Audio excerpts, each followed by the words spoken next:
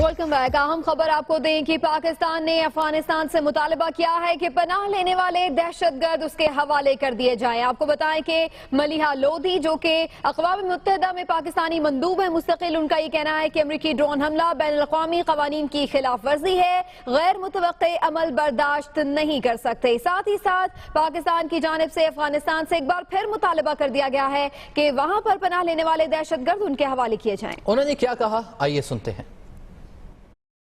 افغان نمائندے نے کچھ الزامات لگائے تھے پاکستان پہ، ان کا جواب دیا پرجوش طریقے سے، اور یہی کہا کہ پاکستان کے خلاف جو آپ الزام لگا رہے ہیں وہ بے بنیاد ہیں۔ تو جیسے کہ سنا، اقوام متحدہ میں پاکستان کی مستقل مندوب ملیحہ لودھی نے کہا کہ ہم یہ مطالبہ کرتے ہیں افغانستان سے کہ وہ ان تمام دہشت گردوں کو پاکستان کے حوالے کرے جو پاکستان دشمنی میں ملوث ہیں، اور اسی پر بات کریں گے ممتاز تجزیہ کار اور افغان امور کے ماہر امتیاز گل صاحب اس وقت ہمارے ساتھ موجود ہیں۔ امتیاز گل صاحب، پاکستان نے تو بارہا یہ مطالبہ کیا ہے، لیکن افغانستان